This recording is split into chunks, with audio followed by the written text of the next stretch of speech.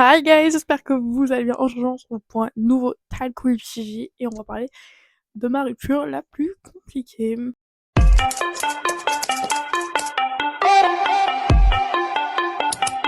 Plus sportive, même. Sportive. Sportive. I don't know. J'ai plus mon micro, il a plus de batterie. Mais c'est pas grave, c'est ok. Je vais commencer par vous parler du coup du bon côté de l'histoire. Bah du coup on s'est rencontrés en été, donc au camping, dans notre camping, enfin dans mon camping, parce que je suis là-bas depuis plus longtemps et qu'aujourd'hui je refuse de dire que c'est son camping aussi.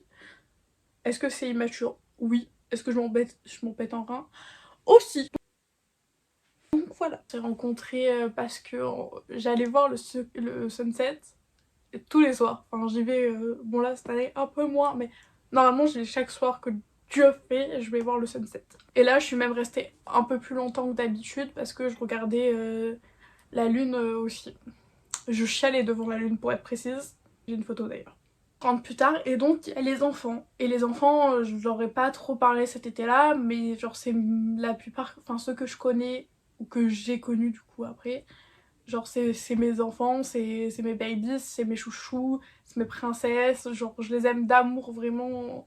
C'est mes petits frères et sœurs de camping, donc je les protégerai autant qu'il faut les protéger. Vraiment, à partir du moment qu'ils rentrent dans ma vie, c'est comme ça et c'est pas autrement. C'est pour ça qu'on m'appelle la daronne, je pense. Donc je rentre et il y a les enfants qui m'accostent et qui me disent ouais Gigi, tatati, qui commencent à me parler, je sais même plus de quoi ils me parlaient. Et il y en a un d'eux qui va chercher du coup cette personne, enfin ce garçon. Et donc ce garçon vient et moi dès que je le vois, je pense que j'ai eu un gros coup de cœur. Sauf que bah du temps que tu enregistres l'information, il y a eu un truc. Il s'avère que moi j'avais un petit crush sur Nathan, je peux le dire parce que c'est mon pote donc je m'en fous. Sur Nathan à ce moment-là. Et donc je calcule pas que j'ai eu un big crush, enfin que j'ai eu un big cœur sur l'autre père, sur ce garçon. Et donc on écrit un message de déclaration d'amour à Nathan.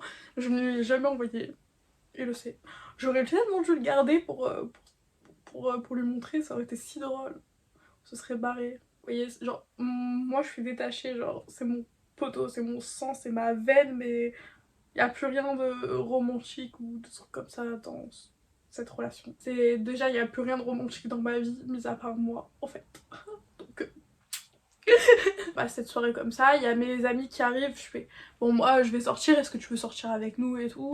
Il me dit comme j'ai pas prévenu avant, je peux pas et tout par rapport à mes petits frères et sœurs et mon père, je peux pas partir comme ça. Je fais bah ok, bah écoute, à demain, si tu veux venir avec nous à la plage, tu viens. Si tu veux venir le soir avec nous, tu viens, y a pas de souci. Et donc le lendemain, il vient avec nous. Enfin, il vient avec nous à la plage, je crois. Ouais, il me semble qu'il vient avec nous à la plage, un petit peu et tout. Et après, le soir, on sort tous enfin on sort. Il y avait Lorik, Nico, Aïsea, cette personne et moi. Et on sort jusqu'à la fête foraine pour voir le feu d'artifice de la fête foraine. Alors déjà, honnêtement, entre nous, j'ai pas calé les autres. Ah mais je les ai pas calés. J'étais dans mon monde avec cette personne. J'étais vraiment en mode in love. Je vois que lui. Vraiment, à partir de ce moment-là, je pense que j'étais déjà dans la merde. Mais dans une merde consciente. Encore. J'étais pas en mode l'amour contre aveugle. Il m'embrasse, on va sur la plage après. Là, il me dit je t'aime. Et là, il y a la petite alerte, la petite antenne, la petite alerte dans ma tête qui dit oula, je t'aime. Ça fait 2 jours, ça fait même pas 2 jours qu'on se connaît. Ça, c'est du love bombing, ma grande. Et du coup, ça alerte mon cerveau. Et le lendemain, je dis c'est pas possible, on s'arrête là parce que non. Non. Et du coup, ben, ce même jour-là, si je me trompe pas, ou le lendemain, le dimanche, je rentre chez moi. Sauf qu'il faut savoir que c'est notre mobil-home, on est propriétaire de notre mobil-home, donc on peut y aller quand on veut, parce qu'on le loue pas en plus. Et là, j'étais pas bien toute la semaine, enfin, jusqu'à jeudi, j'étais pas bien, j'étais en mode fait chier, j'ai envie d'être à Marseillan, je sais pas pourquoi, parce qu'en vrai, il y avait plus que lui et Aïsea, et normalement, en vrai, je m'en pète un rein d'un mec que j'ai croisé 2 jours. Il suffit de voir mon été cette année, parce que heureusement que je suis pas en goumin de toutes les personnes que j'ai chopées cette année, parce que bon, il y en a eu que 6, il y en a eu que 6 quand même. Et mon chouchou c'est le Corse. je ne lâcherai jamais la veste. Mais voilà, et donc ma mère me dit le mercredi soir, fais tes affaires, c'est bon, enfin je vois que t'es pas bien, on y va, point. Et je fais ok, c'est bon, on y va.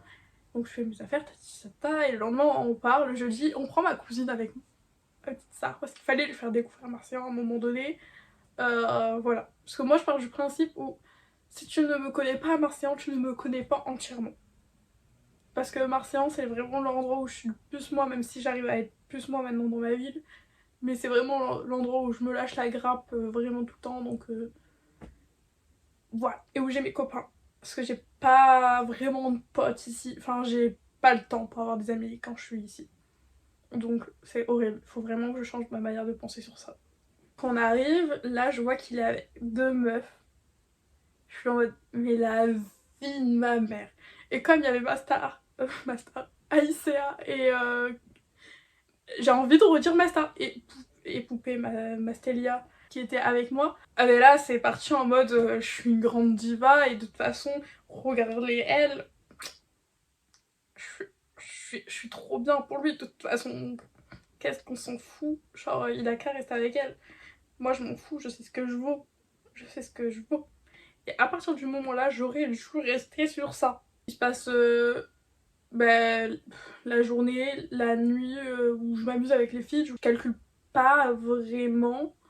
Parce qu'en vrai, je savais pas vraiment ce qui se passait dans ma tête par rapport à lui. Je me doutais qu'il y avait un truc parce que vraiment que ce soit aussi fort pour que je doive absolument y retourner à Marseillan. Bon, déjà, je suis comme ça en général, mais là, c'était vraiment fois 10 000. Et il faut savoir qu'aussi, quand je l'ai gerté, les jours d'après, quand je suis rentrée, c'était un peu de tu vas le regretter.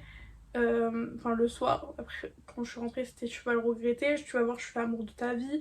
Nanana, prenez ça, hein, parce que vraiment, avec le recul, je me dis putain, mais j'ai été tellement aveugle. Je m'amuse avec les filles, et le lendemain, il vient avec, on a une discussion. Enfin, on le fait chier aussi avec les filles, on fait vraiment en mode ah, oups, j'ai pas fait esprit, je t'ai envoyé ça, genre, un truc comme ça. Un peu vicieux, un peu gamine de 16 ans, mais c'est ok. Et donc le lendemain, il vient avec nous à la plage, on se réembrasse, tatati tatata, on commence à sortir vraiment ensemble. Et ben là, à partir de là, ben déjà les jours où je suis avec lui, tout se passe bien. On rentre chez nous, tout se passe merveilleusement bien, genre vraiment, j'étais en mode putain, j'ai jamais été aussi heureuse, épanouie, aimée, et que moi j'ai jamais autant aimé que ça à ce moment-là. J'étais vraiment mais la plus comblée, genre vraiment. Et puis même enfin honnêtement il faisait beaucoup d'actes à distance, genre aujourd'hui je pense qu'il aurait pu en faire plus, mais genre il m'appelait tout le temps, on s'appelait tout le temps, on était tout le temps en FaceTime et moi j'aimais trop ça, genre vraiment j'aimais trop ça. Il m'envoyait des musiques qui faisaient penser à moi, des trucs comme ça, il était à fond. Et c'était du love bombing, en vrai avec le recul c'était du love bombing. Et moi après je suis sujette à la dépendance affective ou à aimer très fort parce que je suis hyper sensible, donc de toute façon mes sentiments sont décuplés quoi que je fasse. Donc moi le love bombing ça peut durer 10 ans. Tout se passe bien, tout se passe très très bien même. Moi une première fois il vient chez moi parce qu'il y avait l'anniversaire de ma tante et que je voulais qu'il rencontre ma famille et tout, donc je le présente à ma famille maternelle. Dieu merci, je ne l'ai jamais présenté à ma famille paternelle parce que là mais j'en serais voulu à mort. Il nous a vus mon papa ensemble, mais voilà, enfin je lui ai jamais présenté, je suis jamais dit ah ça c'est mon copain. En octobre j'y vais, enfin déjà à la gare, je sentais que c'était la dernière fois que je le voyais quand j'étais à la gare et que on était ensemble, je sentais, ça m'arrive tout le temps, les dernières fois que je vais voir quelqu'un, je le sais, genre je le sens, l'intuition féminine qui parle à ce fuck, je le savais. Et en fait même pendant, je sais pas, 1 heure qu'on était à la gare, il appelait son cousin, genre il avait son cousin, moi j'étais accrochée à lui comme une moule à son rocher, et lui était avec son cousin. Et déjà là il y a eu un petit mais genre frérot je suis là, genre je vais partir, genre occupe-toi de moi en fait. Tu vois pas dans l'état dans lequel je suis, j'arrête pas de chialer, je suis une grosse merde là, on dirait c'est la fin de ma vie. Et honnêtement je voulais pas lui dire genre je sens que c'est la dernière fois qu'on se voit. Et j'étais vraiment dans le mal et tout. Je vais commencer à pleurer. Et donc je rentre dans le train, je suis pas très bien. Et bon, je suis quand même contente de rentrer chez moi parce que même si j'ai passé des bons moments, voilà et tout. Et le soir, je voudrais l'appeler, mais il est avec ses cousins, cousins et donc voilà. Et c'est à partir de ce moment-là que ça commence à partir en couille. Quelques jours après avoir été avec ses cousins et tout, enfin même avec ses cousins, il me dit genre mes cousins ils sont sûrs que en fait tu me trompes et que t'es allé voir Nathan du coup à Saint-Etienne pour coucher avec lui. Bon déjà, est-ce que j'ai que ça à foutre? Non. En plus j'étais vraiment tellement amoureuse de lui que jamais j'aurais fait ça et puis j'ai jamais pensé à Nathan une seule seconde quand j'étais avec lui.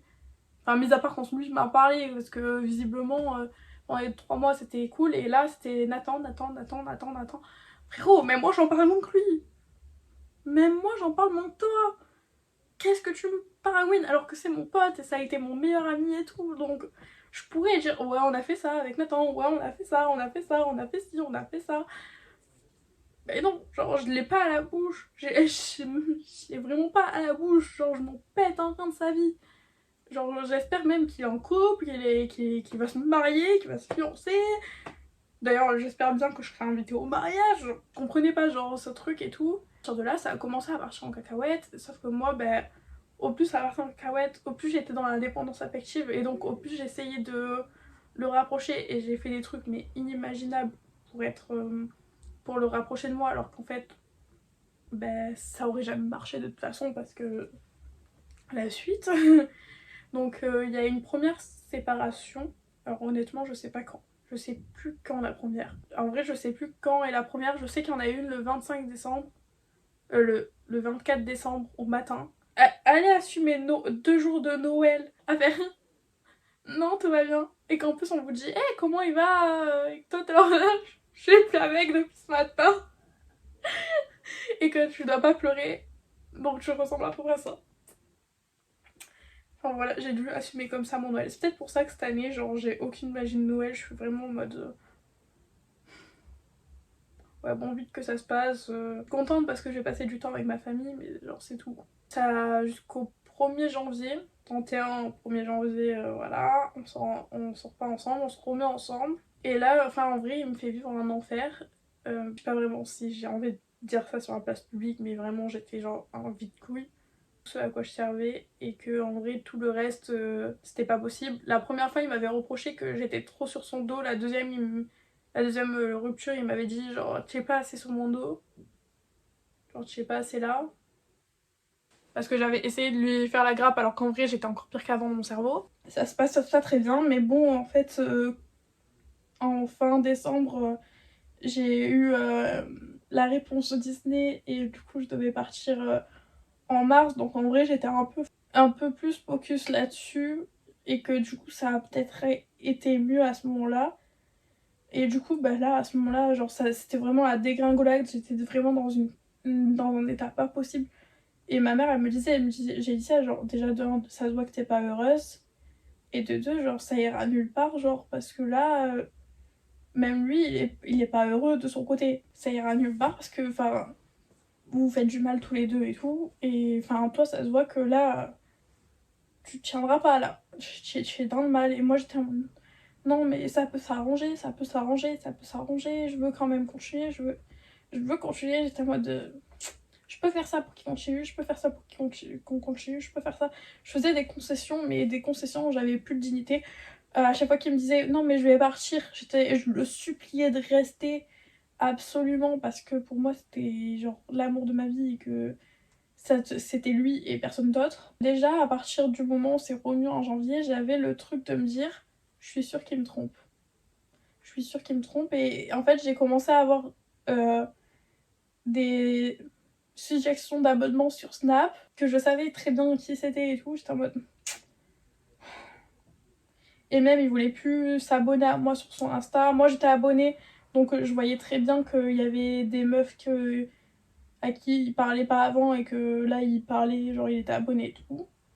Donc en fait je le sentais mais je voulais pas me le dire, je voulais pas être une meuf trompée en fait. Donc arrive que j'arrive à Disney le 13 mars je crois et j'étais trop contente et tout et En vrai, je pense que j'arrive le mardi, le vendredi, enfin mon premier week-end, je crois, ben, je décide que c'est le moment de le quitter.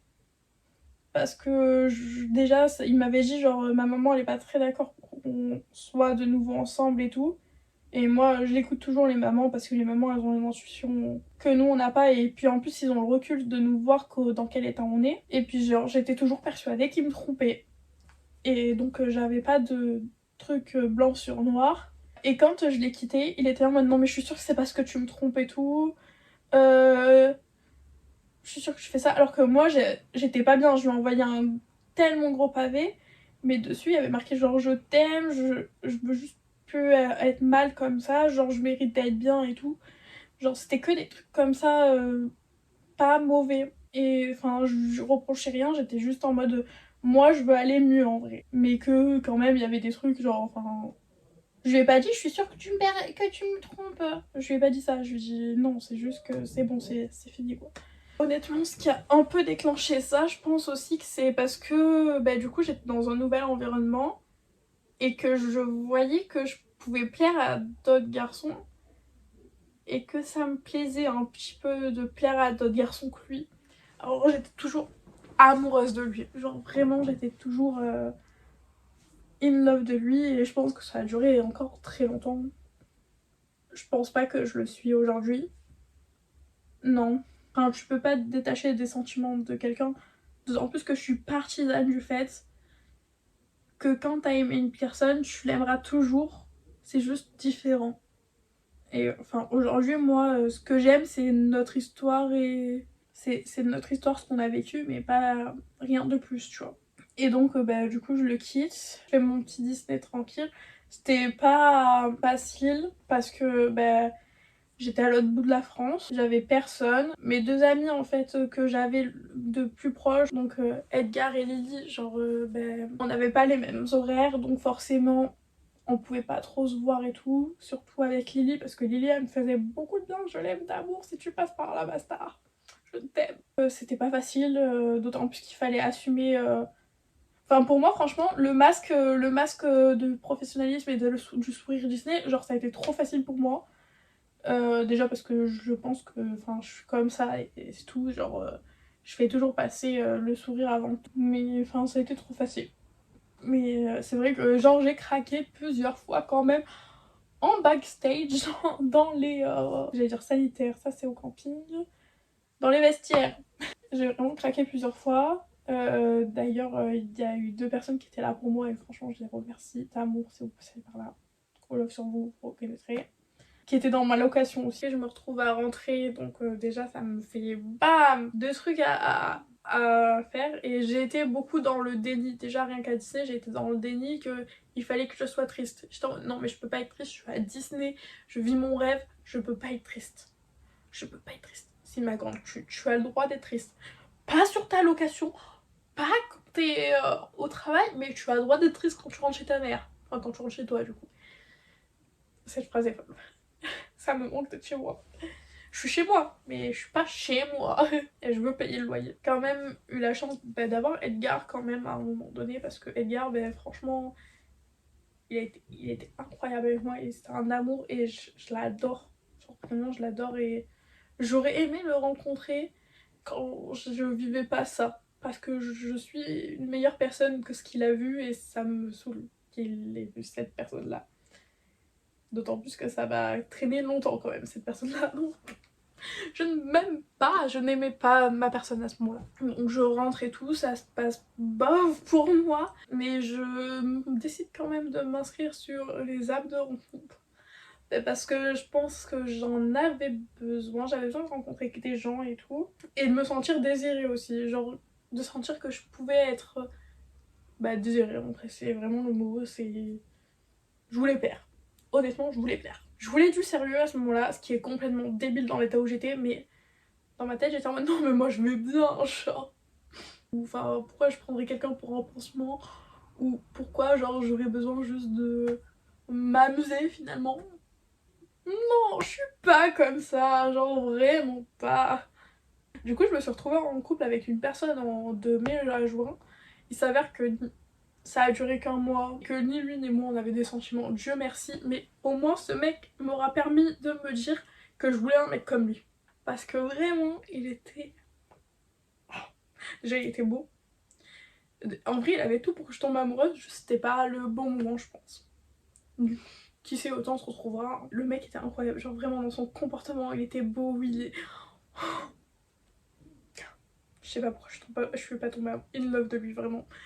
Je sors avec lui, en fait, c'est bah, quand il me dit bah, on arrête là parce que j'ai pas de sentiments et tout, je dis bah écoute, moi non plus, donc arrêtons. De là, en fait, c'est le moment où j'ai commencé à faire une première vague de sortie de déni, que je me suis pris la rafale de oh, en fait, bah, j'aime encore mon ex, je suis pas bien, je suis triste, je vais écouter des musiques de rupture, ça y est, genre c'est le bon moment. Et là, j'ai pleuré pendant une semaine, je crois. Et après, j'ai réenclenché la machine. J'étais en mode, non, mais je suis pas triste. Pourquoi je serais triste? Je voulais pas être triste visiblement à cause de lui. Alors après, c'est qu'avec tout ce qu'il m'avait fait vivre, j'étais en mode, j'ai pas envie d'être triste pour lui là. D'ailleurs, il faut savoir qu'il était revenu, il avait envoyé un message à ma maman quand j'étais avec, quand j'étais avec la personne avec qui je suis sortie en mai-juin. Il m'avait envoyé un message long, très long, pour me dire ouais, je t'aime, ta ta chi, ta ta ta. C'est la femme de ma vie, mais je comprendrais si elle me répond pas parce que si elle est en couple et tout. Il le voyait que j'étais en couple. Enfin, je voyais qu'il me tistait TikTok, donc en fait, il voyait très bien mes publications en mode. Il l'a fait exprès. Genre, je pense qu'il voulait me déstabiliser, il a fait exprès. Sauf qu'il m'a pas déstabilisé puisque je lui ai répondu. Elle m'a aimé Kenji Girac. Après, voilà, il a jamais su que j'avais pleuré pour lui ou quoi que ce soit. Peut-être énergétiquement, mais ça c'est pas mon dos. Puis arrive l'été, je me poste vraiment comme si vous étiez mes potes. En juin, juillet, août, en été, là à Marseillan, je fais beaucoup d'allers-retours. Je suis vraiment restée très longtemps à Marseillan cet été à faire beaucoup d'allers-retours parce que c'est là où je me sens bien. Il s'avère que juin, juillet ça va, c'est chill, mais que au plus ça va, au plus je me rends compte que réellement il m'a trompée. Bah, parce que déjà je dis en vrai, quand t'as des suggestions d'amis, on est d'accord que c'est des amis d'amis la plupart du temps. Ou des ou des gens qui ont cherché ton profil ou des trucs comme ça, ou tes contacts dans ton téléphone. On me dit oui, c'est forcément des amis d'amis parce que si toi tu les suis pas, c'est que vraiment, voilà. Arrive août, j'apprends que il m'a définitivement trompée. Il avait pécho une des deux meufs qui étaient avec lui avant que j'arrive alors que il était bien de je t'aime, tatati et tout, genre quelques jours avant. Et j'ai appris des trucs toutes les semaines. Toutes les semaines, j'apprenais des trucs sur.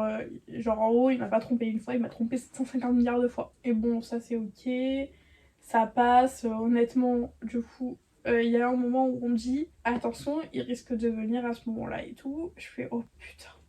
Et là, grand stress, grande panique, j'étais dans le mal, mais le mal, mais le mal. Et un jour, on me dit, il vient pas, il viendra pas. Et là, ça fait... Honnêtement, je pense que le soir même, genre quelques heures après, genre 2 heures après même pas, qu'on m'ait dit, c'est ok, j'étais en train de pécho un mec comme mon pif, au bout d'une heure de lui avoir parlé. J'avais besoin de pécho un petit peu. J'avais besoin de m'amuser. Voilà, je pense pas avoir manqué de respect à ma personne, donc je m'en fous. Et j'ai manqué de respect à personne de toute façon. Enfin, je pense pas, du moins. Donc, si je l'ai fait, je suis désolée. Je m'en excuse parce que pour moi, j'étais en accord avec moi. Enfin, j'avoue qu'il y en a deux quand même, pas tellement que ça, mais je m'excuse. C'est mes copains. Je vous demande pardon parce que je pense pas que j'ai été très bien avec vous. Vous savez, j'apprends des trucs chaque jour, chaque semaine que Dieu fait en août. Et bon, je rentre chez moi, il s'avère que je parle avec quelqu'un, mais que comme on s'était dit qu'il n'y avait pas de sérieux et tout, donc moi je vois quelqu'un en septembre, cette personne en septembre, je l'ai beaucoup apprécié et tout, j'adorais lui parler, il était super, j'ai adoré notre petit date quand on s'est vu, sauf qu'après il me demandait genre de venir avec lui au gros jour et tout, en fait j'ai pris peur. Je pense que j'étais pas prête pour quelqu'un de vraiment aussi stable et tout. Et donc j'ai pris peur alors que c'était un mec super. Et je m'en mords les doigts parce que vraiment il était beau, il avait des yeux bleus. Euh, et il était super, il était super. Mais bon, ça c'est tant pis pour ma gueule. J'avais qu'à réfléchir avant. Et au pire, c'est une leçon que j'avais besoin d'apprendre. Donc je m'en fous. Après, j'arrête de parler avec la personne avec qui je parlais parce que moi je voulais du sérieux et n'en voulais pas, très clairement. Et c'est ok, reparle avec quelqu'un. Là j'ai été idiote, franchement là ça a été la goutte de trop qui a fait déborder mon vase à ce moment-là. En mode, vraiment. Et en fait je suis tombée sur une personne que, alors il était très beau, mais il me parlait que de cul. Je lui ai dit on s'arrête là parce que tu parles que de cul, je veux pas. C'est pas ma DA, c'est pas moi, je veux pas. Donc on arrête là. Il m'a dit t'es trop prude. Bon bref, déjà on n'a pas élevé les cochons ensemble. Et je préfère être prude à la limite que tu me dises que je suis une grosse pute. Donc voilà, je m'en fous. Je peux être prude, y a pas de souci. Si c'est parce que je veux pas parler de cul avec toi, y a pas de souci. Y a pas de souci, j'en parle avec mes potes moi. Parce qu'ils sont bien peu drôles que toi. Depuis du coup, octobre, peut-être octobre, début novembre, je ne sais pas. J'ai parlé avec plus personne. Genre, je suis vraiment lâché ma grappe. Laissez-moi tranquille. Enfin, non, je mens. Il y en a eu un quand même. Il y a eu Thomas. Thomas, c'est pareil, je l'adore. C'est un amour. Mais du coup, pour l'instant, genre. Non. Maintenant, je sais vraiment ce que je veux. Il est hors de question que parce qu'il y a un mec qui me parle 3 secondes, que je suis en mode. Oh, c'est l'homme de ma vie. Non. Je sais ce que je veux. Si tu ne rentres pas dans mes critères, tu peux aller niquer ton pissenlit. Voilà. Arrive ce mois-ci, décembre, début décembre, un joli mardi de décembre, y a une fille qui m'envoie un message, donc je vois qui est cette fille. Je sais très bien qui est cette fille. Il s'avère que c'était une des filles avec qui me trompait. Et enfin voilà, et du coup elle me dit j'ai besoin que tu m'éclaircisses sur la situation et tout, donc moi je lui dis des trucs. Elle me dit des trucs aussi. Euh, Comme le fait que moi il m'a toujours dit je ne bois pas parce que je suis quelqu'un qui ne boit pas et je le dis très souvent. Enfin je suis ouverte à ça, genre en vrai s'il m'aurait dit je bois au début de la relation pas de soucis, en vrai il me l'a jamais dit. Et genre je le sais là d'une tierce personne. Et il y a plein de trucs comme ça et du coup j'ai même dû lui dire que en vrai même elle avait été trompée plusieurs fois parce que j'avais entendu, enfin on m'a dit des trucs et ces trucs sont des sources sûres. J'espère qu'elle ira très bien parce que vraiment elle mérite pas d'être détruite comme j'ai été détruite et comme je suis détruite à cause de lui. Parce que du coup je me retrouve enfin je me suis retrouvée avec le cœur brisé une fois, deux fois. Et là honnêtement en décembre ça a été encore une fois, j'ai eu très mal au cœur. Mais à la fois c'est depuis ça, je pense que c'était le dégoût. C'était le dégoût, j'avais besoin de cette personne parce qu'en soi j'avais du mal à oublier à l'oublier parce que pour moi j'ai toujours penché que ok il m'avait fait du mal mais genre je l'aimerais toujours malheureusement et genre c'est comme ça et c'est pas autrement. Je sais que dans ma tête je peux pas me remettre avec mais que ce qui s'est passé c'était fort et que ce sera pas autrement et que jamais je serai aimée pareil et jamais on m'aura... Non, jamais j'aimerais pareil quelqu'un. Avec ce qu'elle m'a dit j'en suis venue au fait que c'était un pervers narcissique. Parce qu'elle a eu le même truc de ça se passe bien pendant 3 mois, ses cousins lui parlent, ça se passe mal. Donc c'est vraiment un serial killer finalement. Il prémédite ses actes, il a un, un chemin. Donc il n'y a pas de souci avec ça, hein. Mais loin de moi qu'il trouve la paix et qu'il arrête de faire ça parce que il s'en prend à des personnes qui ne le méritent pas. Il s'en prend à des personnes qui aiment avec tout l'amour qu'elles ont en elles. Honnêtement, il me dégoûte et aujourd'hui, j'ai vraiment de l'amour que pour ce qu'on a vécu et pas pour lui. Je veux plus être avec ce genre de personne. Aujourd'hui, comme je l'ai dit, je sais très bien ce que je veux, je sais très bien avec qui je veux être. Je dis avec qui je veux être, pas une personne en particulier, mais genre je sais très bien avec le type de personne avec qui je veux être. Je sais très bien ce que je mérite, je sais très bien où je veux aller. Et pour l'instant, tout ce que je veux en vrai, c'est que bon, si demain ça me tombe dessus, ça me tombera dessus. Mais pour l'instant, c'est mes objectifs et moi en priorité. Parce que j'ai besoin de me reconstruire, j'ai besoin d'avoir de l'amour de moi un peu plus parce que aujourd'hui ça va, j'ai récupéré beaucoup de confiance en moi comparé à même au début du mois, vraiment je suis en béton sur ça là. Mais c'est vrai que tu sors forcément égratigné de ce que t'as vécu de ça parce que quand moi j'ai toujours eu un doute à partir du moment où ça a commencé à se passer, enfin à partir d'août j'ai eu un doute quand même que ce soit pas un pervers cycle, genre j'en ai pas partagé et tout parce que pour moi genre c'était trop en mode Là c'est que ton intuition, Gélicia, genre qui te dit genre c'est un pervers narcissique. Bon là vraiment avec l'effet que j'ai eu, non, c'était un pervers narcissique, point. Tu peux pas, voilà, quelqu'un qui fait du mal délibérément et tout, genre je me reconstruis, je suis heureuse et je veux encore m'excuser auprès de tous les garçons que j'ai aimés depuis. Parce que je pense que j'ai pas été moi à 100% du coup. Ou du moins j'ai pas été la bonne version de moi et que j'étais une version nulle que vous aurez pas forcément dû rencontrer. Je suis quelqu'un de mieux que ça à la base. Vraiment. Je suis pas une mauvaise personne. Parce que j'ai l'impression d'avoir fait des trucs qui étaient pas bien, ou du moins pas alignés avec mes valeurs. Et que juste c'était genre une réponse de mon cerveau pour que ma santé mentale aille bien. Et genre non. Après il y en a, je sais très bien que ça va, vous êtes d'accord avec ça, hein, parce que hein, vous étiez là, voilà. Mais voilà, même genre j'ai l'impression que du coup avec le recul ça a été un peu hypocrite que je parle avec d'autres personnes. Alors que enfin moi j'ai jamais menti sur les choses que je ressentais au moment où j'ai ressenti. C'est juste que je pense que ça a toujours été biaisé par ce qu'on m'avait fait et que j'avais besoin vraiment d'être seule. Et là, honnêtement, même là, j'ai actuellement envie de télécharger une putain d'application de rencontre. Je suis en mode non, pas encore, genre, tu as besoin d'être seule, j'ai dit ça. Là, tu cherches juste de la validation extérieure et non. Genre, non, non, non, non, non. Je suis pas prête encore à retrouver quelqu'un. Après, comme j'ai dit, genre, si ça me tombe dessus, ça me tombe dessus. Mais et je serais pas contre, honnêtement. J'espère que cette vidéo à cœur ouvert vous aura plu et on se retrouve bientôt dans une nouvelle vidéo.